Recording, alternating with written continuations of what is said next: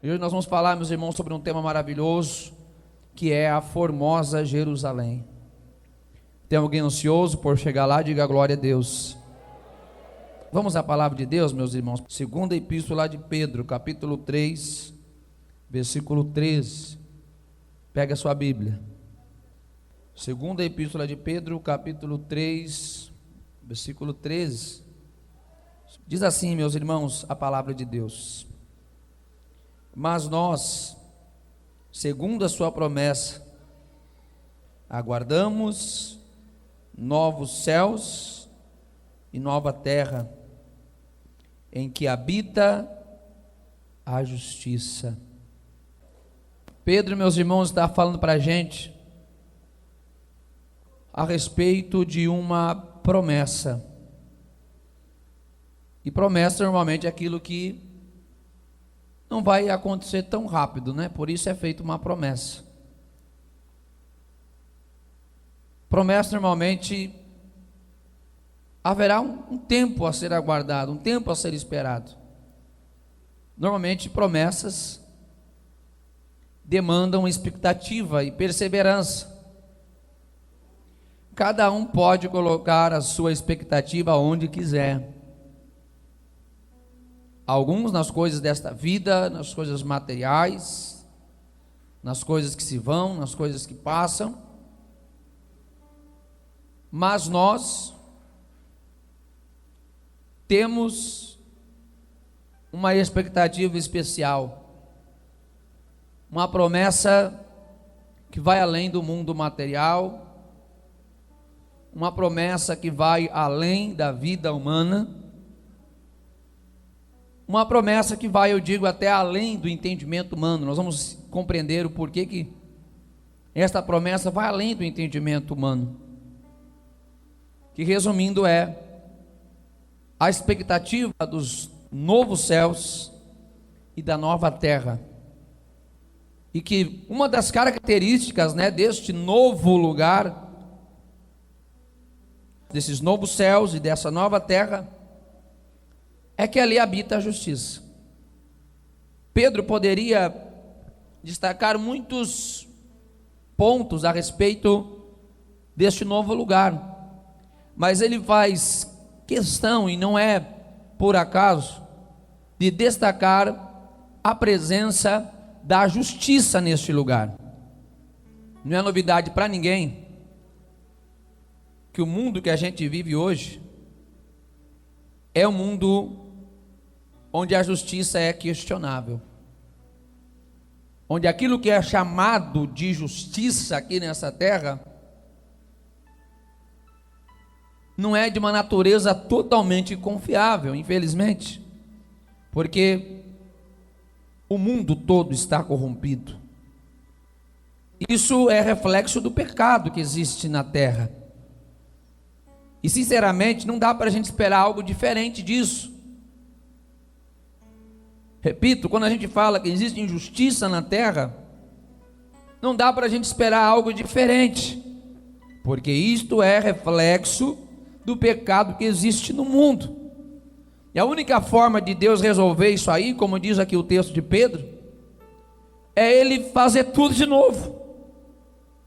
Pedro é quem fala que os céus que hoje nós vemos, Pedro fala aqui nessa mesma epístola, que esses céus que a gente vê, que esta terra que a gente vê, vai ser totalmente consumida por Deus. Tem gente que acredita que essa mesma terra continuará sendo habitada na eternidade. Mas alguma coisa que precisa de novo é porque o velho não serve. Apocalipse também fala sobre isso, e nós vamos meditar dentro desse tema aqui hoje. Mas o próprio Pedro vai dizer para a gente que essa terra, esse céu que a gente vê, vai ser tudo queimado, tudo destruído por Deus. Não tem como redimir a terra. Deus redime os salvos, mas a terra como um todo está perdida. Por isso que a expectativa daqueles que são salvos, daqueles que creem, daqueles que conheceram a Jesus, não é de uma vida melhor aqui, onde impera a injustiça, por causa do pecado, da iniquidade. Mas a nossa esperança, como diz Pedro, nós aguardamos novos céus e nova terra, porque ali nós temos certeza que haverá justiça. Alguém pode aplaudir a Jesus? Eu penso que a melhor parte da Jerusalém celestial é porque nós estaremos para sempre com Jesus. Como nós falamos na última aula, que o pior da destruição e do castigo eterno é ficar ausente de Jesus para a eternidade, pior do que o fogo que vai queimar para sempre. Assim também, meus irmãos, a melhor parte da nossa estadia nos céus é porque nós estaremos acompanhados de Jesus. A melhor parte da vida eterna, a gente viver eternamente, é estar com Jesus, é a presença gloriosa de Jesus. Às vezes a gente fica pensando ou falando, eu quero andar nas ruas de ouro. É claro que vai ser bom. Eu quero conhecer a minha morada eterna, a morada celestial. Tudo isso é bom. Mas, meus irmãos, o melhor de tudo que nós teremos na eternidade é desfrutar plenamente da presença gloriosa do Senhor Jesus Cristo. Esta é a melhor parte.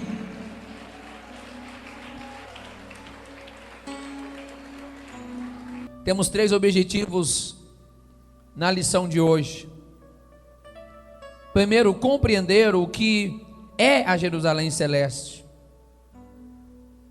Em segundo lugar, precisamos compreender as principais características da Nova Jerusalém. Em terceiro lugar, precisamos entender que a Nova Jerusalém será um estado, ou seja, uma nação totalmente perfeita e eterna, diferente como qualquer outra coisa que já foi vista no presente. Leitura bíblica em classe, Apocalipse capítulo 21, versículos 9 ao 18.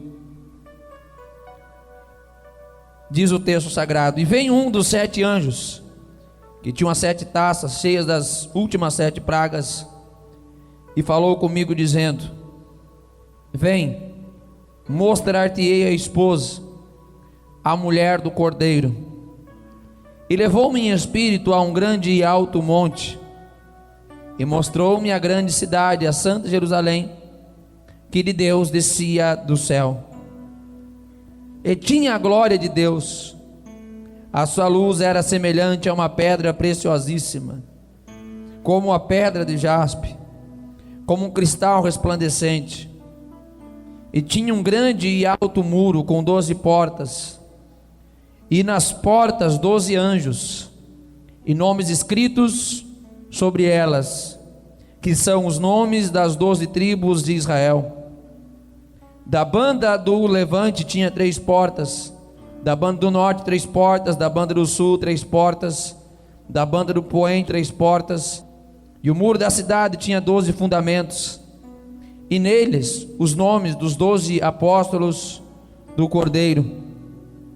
E aquele que falava comigo tinha uma cana de ouro para medir a cidade, e as suas portas e o seu muro. E a cidade estava situada em quadrado, e o seu comprimento era tanto como a sua largura. E mediu a cidade com a cana até 12.000 estádios, e o seu comprimento, largura e altura eram iguais. E mediu o seu muro de 144 côvados, conforme a medida de homem, que é de um anjo. E a fábrica do seu muro era de jaspe, e a cidade de ouro puro, semelhante a vidro puro. É linda ou não é a Nova Jerusalém? É linda ou não é a nossa nova morada? É linda, sim, é maravilhosa a cidade que Jesus preparou para nós.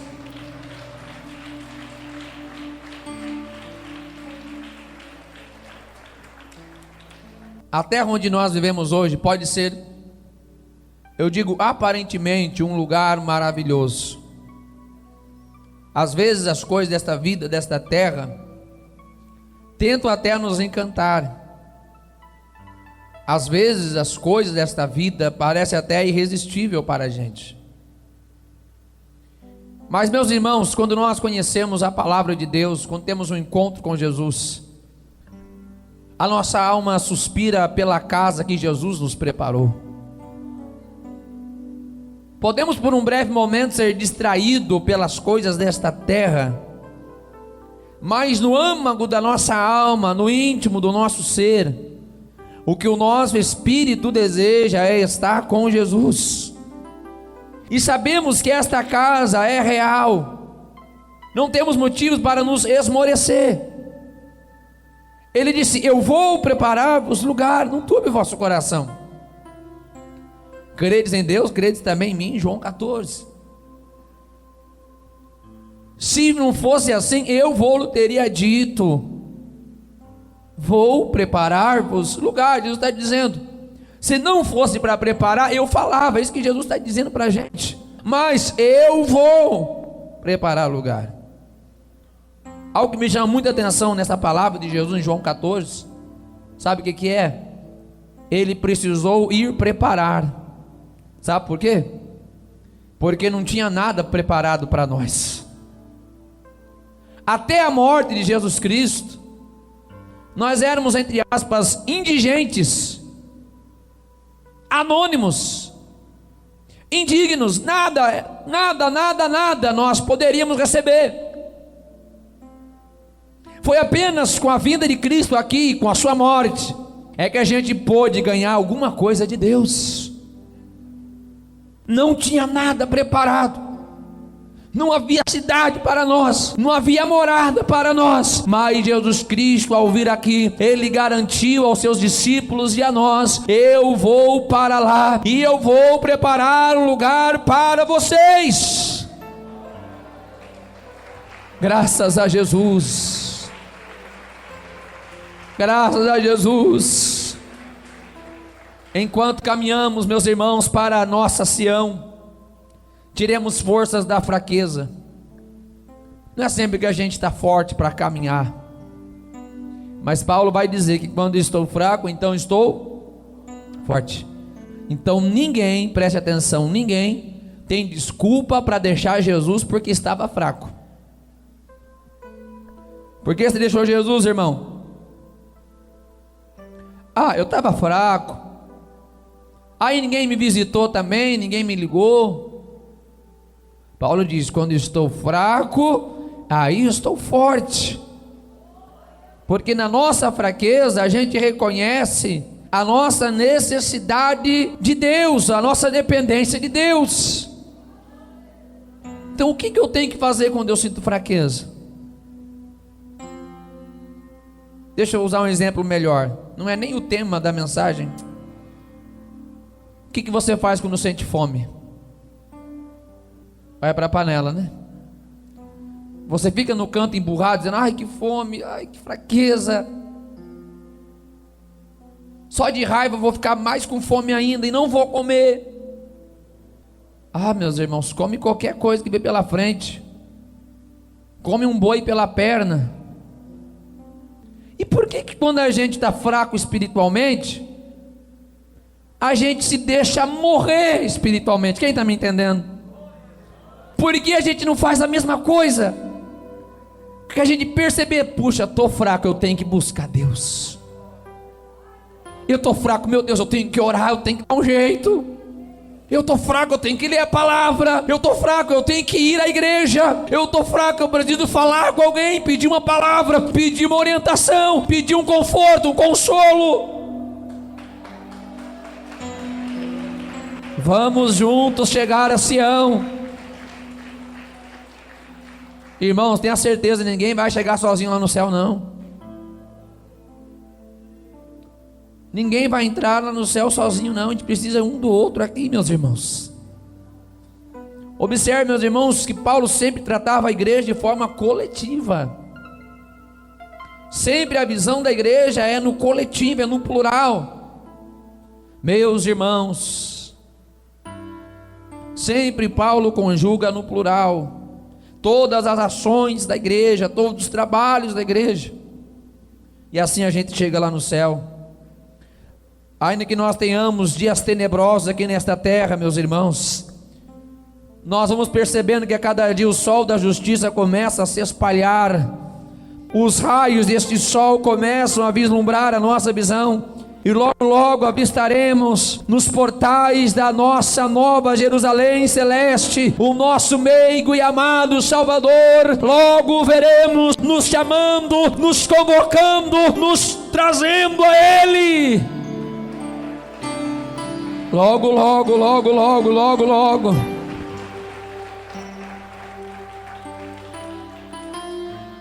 Vamos entender o que é então a Jerusalém celeste.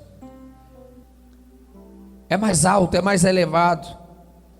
A Jerusalém celeste é mais sublime que o céu que a gente vê, que a gente conhece, o espaço sideral, porque estas são insuficientes para receber a noiva do Cordeiro, ou seja, o céu é insuficiente para receber a noiva do Cordeiro.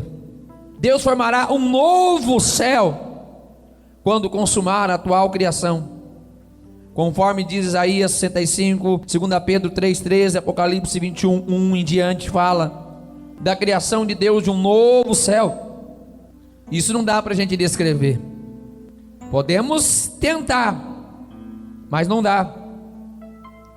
Paulo vai dizer para a gente na primeira epístola aos Coríntios, capítulo 2, versículo 9: as coisas que o olho não viu, o ouvido não ouviu, não subiu ao coração, ou seja, ao sentimento do homem, são as coisas que Deus preparou para os que o amam. É isto que Deus preparou para nós. É impossível descrevermos os céus, é impossível. De vez em quando alguém diz, ter tido um arrebatamento, uma visão. Não vou dizer que a pessoa não teve, mas eu entendo, meus irmãos, que tudo que nós devemos conhecer dos céus, a nível de igreja, a nível coletivo do povo de Deus, é o que está na Bíblia Sagrada.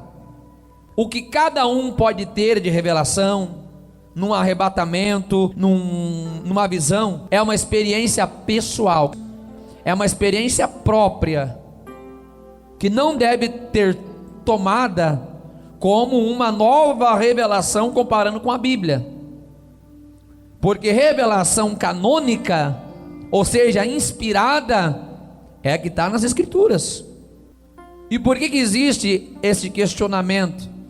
Porque muitas vezes aquilo que é visto em sonhos ou em visões hoje divergem do que o que está escrito. Quem está me entendendo, diga amém. Muitas vezes aquilo que a pessoa viu na sua visão ou no seu arrebatamento de sentidos não confirma exatamente como já está escrito. Então o que nós entendemos? Que aquilo que a pessoa viu, por mais que tenha sido de Deus, foi para ela, foi uma experiência pessoal. Quem está me entendendo, diga glória a Deus. Eu tenho que falar todas as minhas experiências pessoais para a igreja? Eu devo? Todas? Não é todas as experiências pessoais. Paulo, ele foi levado ao terceiro céu. Ele vai dizer para a gente lá na segunda epístola aos Coríntios, e ele até fica com vergonha de dizer que ele foi. Ele diz: olha, conheço um homem, se dentro do corpo ou fora do corpo. A mesma coisa como se eu fosse dar um testemunho de mim mesmo, não quisesse falar meu nome. Conheço um pastor magro, de olho verde, para não falar meu nome. Paulo está falando dele mesmo. Conheço um homem, se no corpo ou fora do corpo, não sei, mas subiu ao terceiro céus.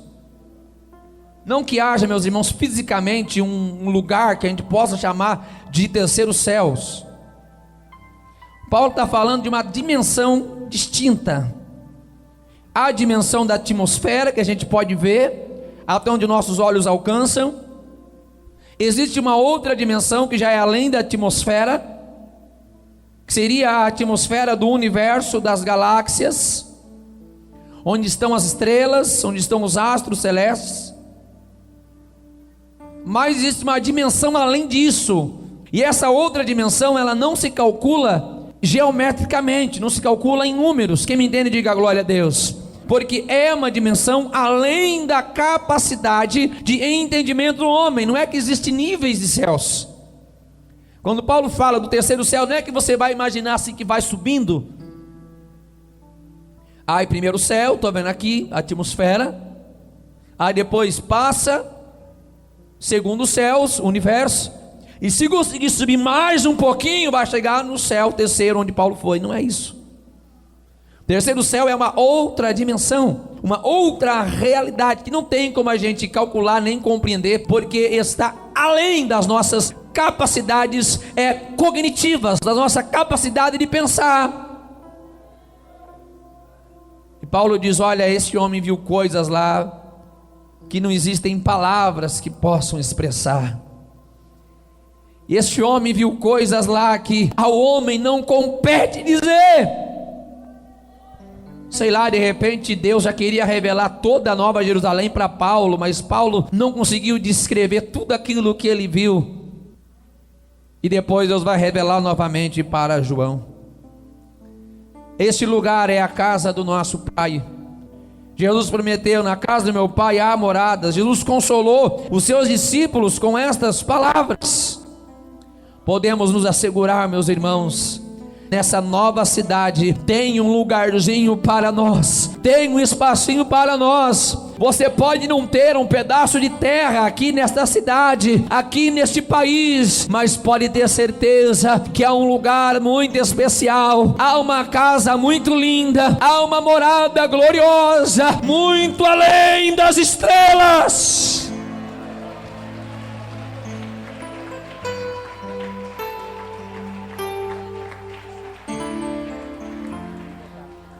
Esse é o nosso consolo, meus irmãos, está nos céus. A Nova Jerusalém. Paulo descreve a cidade divina, falando aos Colossenses capítulo 4, versículo 6. Mas a Jerusalém que é de cima é livre, a qual é mãe de todos nós. João se esforçou para descrever a Nova Jerusalém, mas certamente aquilo que ele escreveu, meus irmãos, no Apocalipse capítulo 21 e capítulo 22, eu tenho por certo, meus irmãos, que deva ser 5% de tudo que ele viu. Pensando no que Paulo já tinha falado na sua visão, que era impossível de escrever, eu vejo que João está escrevendo ali o mínimo do que ele está conseguindo compreender, porque as coisas que ele via eram muito gloriosas. Tudo ali, meus irmãos, é singular, não há em lugar nenhum, é exclusivo. Nosso vocabulário humano, de qualquer idioma que exista na face da terra, é muito incapaz, é muito pobre para representar verbalmente o que há construído por Deus na eternidade. É glorioso demais, meus irmãos. É glorioso demais, é glorioso demais. Quais são as características da Nova Jerusalém? Algumas características. Este tema é impossível ser totalmente abordado em sua plenitude, mas temos que entender algumas coisas, e a primeira delas é que este lugar é real, não é imaginário, não é coisa da cabeça da gente. Este lugar foi descrito de uma forma rica e detalhada por João no capítulo 21 de Apocalipse. E nós temos que partir do ponto de partida, né? Temos que partir desta referência de que a palavra de Deus é verdadeira. Por isso, meus irmãos, uma das doutrinas mais importantes para a igreja é a suficiência das Sagradas Escrituras. É extremamente fundamental, meus irmãos, para a nossa vida cristã, nós estarmos seguros de que a palavra de Deus, ela é a verdade plena, a verdade absoluta. Que a palavra de Deus não é um livro de ficções, que a palavra de Deus, ela não simplesmente contém partes da palavra de Deus, mas a Bíblia Sagrada, em sua totalidade, ela é completamente a palavra de Deus. Precisamos estar seguros de tudo que Ele nos deu, de tudo que Ele inspirou seus santos profetas, de Gênesis a Apocalipse. Aqui está a vontade de Deus para nós.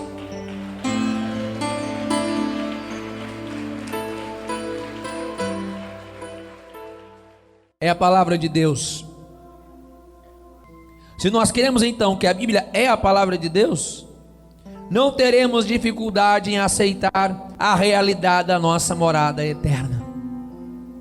Se eu creio em tudo que a Bíblia me diz, em tudo que este livro santo me diz, então eu tranquilamente, eu recebo também a verdade de que existe um lugar preparado para mim, porque a Bíblia me disse, porque a palavra de Deus me disse, porque as Escrituras afirmam. Esta é a nossa principal certeza. O que dizer sobre a arquitetura dessa cidade? A Nova Jerusalém foi ideada, eu achei estranha essa palavra, mas é como está no nosso manual, talvez idealizada, né, e construída pelo próprio Deus, conforme Hebreus 11:10, foi Deus que desenhou tudinho este novo lugar. Se esse mundo natural, meus irmãos, traz para a gente coisas que chamam tanto a atenção dos nossos olhos, ou seja, este mundo natural é deslumbrante, tantas coisas belas que a gente vê com nossos olhos, não podemos dizer que este mundo não tem coisas belas, porque foi Deus quem criou, certo ou não? Foi Deus que criou este mundo. Existem coisas maravilhosas neste mundo natural, que chamam nossa atenção.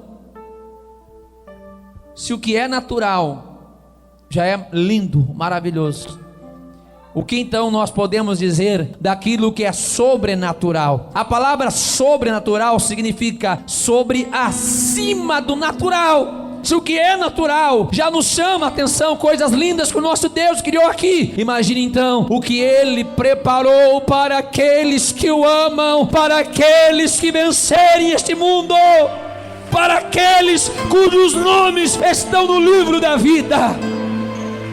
Aleluias, aleluias. Você anseia pela cidade edificada por Deus? Você deseja esta cidade? Como é o formato dessa cidade? João vai dizer para a gente no versículo 26 do capítulo 21 que essa cidade estava situada em quadrado. Ele fala que a cidade tinha 12.000 estádios, uma medida daquela época, em sua largura, em seu comprimento, em sua altura. 12.000 estádios equivale a aproximadamente, tá? Aqui não tem nada de exato, porque a medida é antiga, a unidade de medida estádio é antiga. Aproximadamente esses 12.000 estádios correspondem a 2.200 quilômetros. Mas como João disse que a largura, o comprimento e a altura são iguais, então nós temos 2.200 quilômetros de largura, 2.200 de comprimento, 2.200 de altura, ou seja, 2.200 quilômetros cúbicos. É grande, né? Eu deveria ter medido a que distância daria 2.200 quilômetros. Sei que até São Paulo dá em torno de 3.000 quilômetros. Então, talvez 800 quilômetros a menos. Talvez até o sul da Bahia, talvez, né? Mais ou menos. Uma cidade. 2.200 quilômetros cúbicos. Tanto de comprimento, como de largura e de altura. Ou seja, ela tem um formato cúbico, e nós vamos entender o porquê disso. Tenho por certo, meus irmãos, que o espaço dessa cidade, lembrando também, meus irmãos, que a figura é meramente ilustrativa, só para a gente entender que há uma cidade que ela tem largura, tem comprimento e tem altura igual. como se fosse um cubo descendo dos céus, como João disse, eu via Jerusalém descendo. Lembrando que nessa visão já havia novos céus e nova terra. Muitas pessoas perguntam, onde vai estar a nova Jerusalém? Nos céus ou na terra? Isso não fica claro para a gente, mas nesta altura de Apocalipse, já existe novos céus e nova terra. Quem está entendendo, diga glória a Deus. Então, se vai estar no céu ou na terra, isso não vai importar, porque o velho céu e a velha terra já foram destruídos, tudo já se fez novo. E existe esta cidade que João vê descendo de Deus. E o que mais importa para nós é que estaremos com Jesus nesta nova cidade, que estaremos com Jesus na nova Jerusalém. Ele preparou um espaço especial para mim e para você.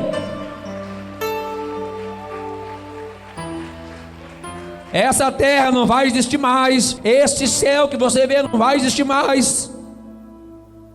Passou, mas os testemunhos de Jeová falaram que vai ser aqui na terra mesmo. Pois se eles querem ficar aqui, então que deixa, não vou brigar com ninguém, né? Não, pastor, os testemunhos de Jeová falaram que é só 144 mil que vão para o céu. Imagine, o vestibular vai ser concorrido, né? Só 144 mil vagas para bilhões e bilhões de habitantes. Quais serão os materiais dessa cidade? João fala para a gente. Conforme nós lemos, essa cidade é iluminada pela glória de Deus. Sua luz tem a resplandecência do jaspe. Ela é feita de ouro puro e possui 12 pedras preciosas. Diz a palavra de Deus que ali não precisa de templo. Capítulo 21, versículo 22. Não precisaremos de um espaço como esse para nós adorarmos a Deus, porque o próprio Deus, o Todo-Poderoso e o Cordeiro, eles serão o próprio templo, o próprio santuário. Como é que a gente vai entender isso na mente da gente, meu Deus do céu? Como é que a gente vai compreender isso? Vai além do nosso entendimento. O próprio Deus será a nossa habitação. Hoje, meus irmãos, a gente recebe uma parte da presença de Deus. Preste atenção. Hoje nós recebemos um pouquinho da presença de Deus que vem sobre nós. Mas lá é a gente que vai entrar na presença de Deus, onde cada centímetro cúbico daquele ambiente vai ser a própria presença de Deus, a própria glória de Deus. Se você for para a esquerda, para a direita, para frente, para trás, pular, você está na presença gloriosa de Deus. Quem pode dar glória? Quem pode dar glória? Quem pode dar glória?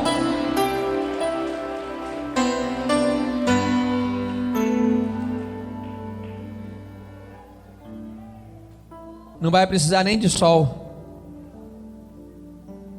Ele vai ser a luz. Não vai ter lua, Ele é a luz. O Senhor é a lâmpada daquele lugar. Ah, meu Deus do céu, a gente começa a imaginar quão gloriosa é esta cidade santa. Suas características, meus irmãos, são exclusivas. E como eu disse aos irmãos, vamos entender melhor, com mais detalhe, essas características. Como falamos, esta cidade ela tem formato de cubo, 2.200 quilômetros cúbicos, largura, comprimento e altura são iguais. Por quê? Porque um cubo perfeito, para representar a plenitude da glória de Deus que vai haver ali, onde cada milímetro cúbico vai ser preenchido não por oxigênio. Hoje a gente precisa de oxigênio, não é? E sério, pastor, sério? Respira aí. Oxigênio. Mas lá, este ar que hoje aqui a gente respira e que está tão impuro ultimamente, quando a gente respirar, vai ser a presença de Deus em nossa vida. Não vai ser este ar poluído que tem aqui, não. Quando você respirar, você vai estar recebendo mais a presença de Deus. E você respira de novo a presença de Deus. E você respira de novo, é a presença de Deus. E você respira de novo, e é a presença de Deus. Aleluias!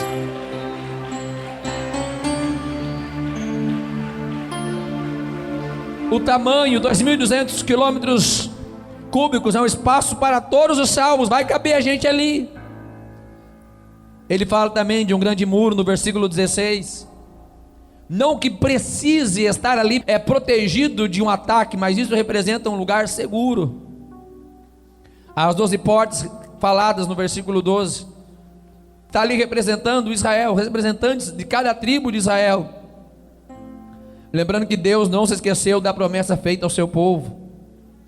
Mas temos também ali os 12 fundamentos da cidade, que representam a igreja, versículo 14. E por fim temos os muros de jaspe, representando então a irradiação total da presença de Deus, o resplendor da presença de Deus. Alguém quer aplaudir a Jesus porque o negócio é bonito?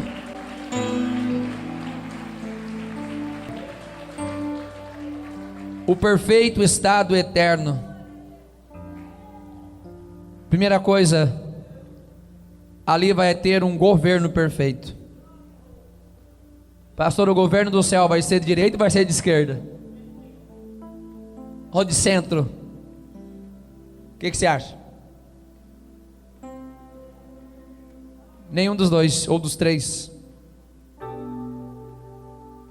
Nenhum tipo de sistema que é conhecido aqui neste mundo, onde se governa, antes de tudo, em busca dos próprios interesses, né? Se todo mundo que está lá, todo mundo, né, fizesse a sua parte bonitinho, tivesse preocupado com realmente as pessoas, certamente a gente não teria a maior parte dos problemas que existem hoje na sociedade. Mas como nós falamos no princípio, meus irmãos, o que Pedro falou, a nossa esperança não é aqui, a nossa esperança é na promessa da cidade celeste, porque é lá que tem justiça. Aqui não tem, este mundo está contaminado por causa do pecado. Não dá para esperar coisas melhores. No entanto, que o governante que vai aparecer tentando resolver tudo de forma política vai ser o anticristo. Aquele que vai vir e vai propor um método perfeito de governo e de economia vai ser o anticristo. E já falamos sobre ele. Mas lá no céu estaremos debaixo de um governo perfeito, porque ali será o próprio Deus na pessoa do seu Filho amado.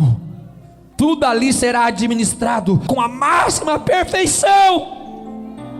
Ali sim haverá justiça para sempre. Deus é justo, Deus é justo. Os habitantes ali também serão perfeitos. Eu preciso avisar que não é de qualquer jeito que a gente vai entrar lá não, hein? Não é pelos nossos méritos, é verdade, pelos méritos de Cristo. Mas aqueles que foram comprados não podem esquecer o valor que tem. A nossa salvação, meus irmãos, não é obra nossa, não podemos esquecer disso. Eu não sou salvo porque eu sou bom. Eu sou salvo porque o sangue de Cristo foi derramado na cruz e eu criei nesse sangue. Esse sangue me redimiu, esse sangue me lavou. Mas a pergunta é: o que é que eu vou fazer da minha vida depois de eu ser lavado pelo sangue de Cristo? Depois de eu compreender a obra de Cristo? Depois de eu receber a salvação, como é que eu vou viver? Certamente que o sangue de Cristo, a vida de Cristo em mim, não a vida humana chamada de bios, não é essa vida, mas é a vida espiritual, Zoé, a vida de Deus em nós. Automaticamente vai fazer a gente viver de forma distinta. Os habitantes dessa cidade são perfeitos em Deus. Os redimidos de todas as eras lá estarão. Ali os patriarcas, profetas e apóstolos receberão suas elevadas distinções. As tribos de Israel serão honradas. Ali também estarão todas as nações. Apocalipse capítulo 21, versículo 24. Isto significa que ali não vai ser um lugar monótono, vai ser um lugar de atividade. Tem gente que pensa, o céu vai ser um lugar chato, ficar só cantando lá, glória, glória, aleluia. Lugar chato, o céu, ficar cantando o tempo todo. Ou tem gente que pensa que no céu não vai fazer nada, de vagabundagem em vagabundagem, sem fazer nada. Desculpa a expressão. No céu vai ter atividade, vai ter trabalho. Ih, pastor, não vou parar mais não, Deus o livre. Eu tentando fugir do trabalho aqui. Agora o pastor vai falar que no céu vai ter trabalho, também vai. Se vai ter nações, então vai ter trabalho, vai ter sociedade no céu. Se nós seremos sacerdotes ali nos céus, sacerdotes têm trabalho. Não é só ficar assobiando, só ficar na rede. Pastor, falando nisso, pastor, vai ter rede no céu? O Julinho está preocupado se os bichinhos vão para os céus. Ah, pai, meu gatinho tem que ir para o céu, pai. Pois é, meu filho, não garanto nada. Mas, meus irmãos, a Bíblia deixa claro para nós que o céu, sim, será um lugar de atividade. Seremos ministros de Deus ali, sacerdotes. Não está muito claro para nós quais serão as nossas atividades no céu, mas não será algo monótono, assim, você ficar olhando para o lado, para o outro, assim, puxa, que negócio chato esse aqui e tal. Ou se eu tivesse pelo menos um celular aqui com Wi-Fi, eu já fazia alguma coisa, mas pode ter certeza, ninguém vai ficar parado lá no céu. Teremos muitas coisas maravilhosas para fazer lá no céu, tanto no sentido espiritual como também no sentido intelectual. Teremos coisas gloriosas com Deus lá no céu. Ainda não sabemos descrever, porque como Paulo disse, aquilo que o olho não viu, ouvido não ouviu, não subiu ao coração, é aquilo que Deus tem preparado para aqueles que o amam. Uma coisa eu sei, vai ser lindo demais.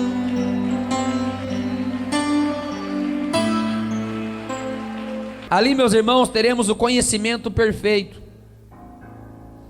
Teremos a eternidade para adorar a Deus e explorar o infinito do seu conhecimento. Imagine a gente passar milhões e milhões de anos estudando sobre Deus, não será glorioso? A gente tem aqui 1h30 mais ou menos, né, de estudo na semana. E já é algo tão gostoso. Imagina a gente ficar milhões e milhões de anos só conhecendo Deus, só conhecendo Deus. Pastor, ele vai ter tanta coisa assim para a gente conhecer Deus? Vai, porque Deus na sua essência é infinito. Consegue imaginar infinito? Não dá. A gente vai passar a eternidade toda conhecendo a Deus, mais a Deus, mais a Deus. Aleluia, aleluia, aleluia, aleluia. Paulo diz, meus irmãos, que hoje nós conhecemos em parte. Paulo fala isso lá na primeira epístola aos Coríntios, capítulo 13, versículo 12, que hoje nós conhecemos em parte, nosso conhecimento é limitado, justamente pela nossa limitação cognitiva. Antigamente se falava que o homem conseguia usar até no máximo 3, 5% do seu cérebro. Hoje já se acredita que se usa no máximo 10%. Mas eu estou certo que tem gente que não usa nem 0,5%. Mas ainda que nós usássemos 100%, nós não conseguiríamos de maneira alguma compreender e conhecer tudo de Deus. Mas quando a gente chegar lá, a gente vai aprender mais e mais de Deus. Eu tenho um recado para dar, meus irmãos. Não sei se vai ser agradável para todo mundo. No céu não é lugar de gente que não gosta de conhecer sobre Deus. Céu é lugar para quem tem sede de conhecer a Deus. E nesta noite, eu sei que eu me refiro a uma igreja que está aqui hoje, num culto de escola bíblica, porque você ama conhecer a Deus. É o céu que é o nosso lugar.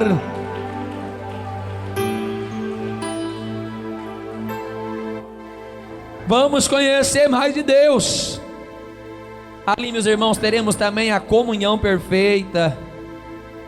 Conheceremos os patriarcas, profetas, apóstolos. Reconheceremos nossos irmãos que morreram na esperança da vida eterna. E aqui se responde uma pergunta dramática. Lá no céu a gente vai conhecer alguém, pastor?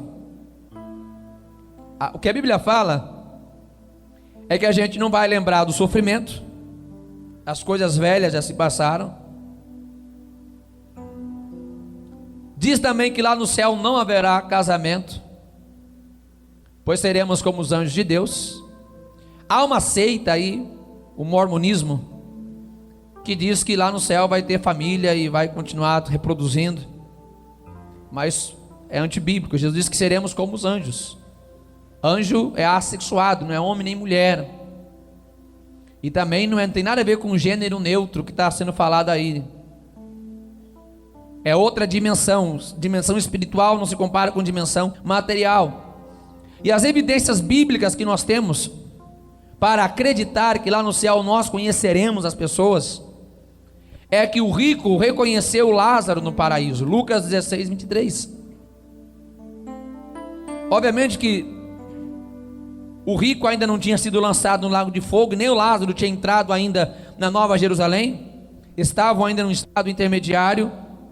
O rico no estado intermediário da perdição e Lázaro no estado intermediário da bem-aventurança. Mas o rico lembrou do Lázaro. Lázaro já não lembrou do rico, obviamente, mas o rico lembrou. Jesus, quando foi transfigurado, ele ainda foi reconhecido pelos seus discípulos. Mateus 17, versículo 14. Paulo, falando aos Tessalonicenses, na primeira epístola, capítulo 4, versículos 13 ao 18, ele está dizendo: irmãos, não quero que sejam ignorantes a respeito daqueles que dormem, consolai-vos uns aos outros com essas palavras. Se Paulo está falando isso para a gente nos sentir consolados a respeito daqueles que dormem, chamando a atenção para o arrebatamento, certamente que este consolo, ele existe porque aqueles que já foram antes de nós, um dia nós nos encontraremos com eles. Não faria sentido Paulo trazer esta expectativa, essa esperança sobre aqueles que dormem, se no final de tudo a gente chegar lá e não vai conhecer mais ninguém. Quem está entendendo, diga glória a Deus. É por isso, meus irmãos, por essa esperança tão bendita, tão gloriosa, que a palavra de Deus afirma para nós que todas as nossas lágrimas serão enxugadas. Nesta cidade não haverá mais choro, teremos boas lembranças, vamos comemorar, vamos nos alegrar. Eu quero te encontrar lá nos céus. Eu quero te ver lá no céu, meu irmão. Eu quero te ver lá no céu. Eu quero te encontrar lá no céu. Existe um lugar preparado para nós. Naquele lugar, meus irmãos, teremos o amor perfeito. Para a nossa comunhão ser perfeita, nós também teremos o amor perfeito. Paulo diz, 1 Coríntios 13, 13: agora, pois, permanece a fé, a esperança e o amor. Esses três, mas o maior desses é o amor. Por que o amor é o maior de todos? É simples. Lá a gente não vai precisar mais de fé. Vai precisar de fé lá no céu? Não. Não vamos precisar crer mais. Já estaremos na dimensão do próprio verbo vivo. Também lá nós não precisaremos de esperança, porque lá nós já alcançaremos o resultado da nossa esperança. Mas e o amor? Certamente, meus irmãos, que nós teremos a eternidade para amar o nosso noivo, o tempo todo na eternidade não será o bastante para nós amarmos mais e mais, mais e mais aquele que nos deu a vida para nos salvar. Quem pode dar glória? Quem pode dar glória? Quem pode dar glória? Quem pode dar glória? Quem pode dar glória? Quem pode dar glória? Quem pode dar glória? Quem pode dar glória? Vamos finalizar aqui. A primeira tragédia da humanidade foi o homem pecar contra Deus e ser expulso do jardim do Éden. Essa foi a primeira grande tragédia. Desde então, o homem vem procurando então encontrar este paraíso perfeito, o paraíso perdido. E somente em Cristo, este lugar que foi perdido, este lugar de privilégio, este lugar especial, pode ser reencontrado. Deus preparou em Cristo um lugar infinitamente melhor, um lugar almejado por todos os reis e patriarcas, por todos que já existiram nessa terra, um lugar que você não compra o passaporte, um lugar que você não conquista pelo seu dinheiro, pela sua influência, não. A Nova Jerusalém é um lugar preparado para aqueles que o amam. E eu pergunto aqui nesta noite: não quer você também morar na formosa cidade? Fiquem em pé em nome de Jesus Cristo. Fiquem em pé em nome de Jesus Cristo.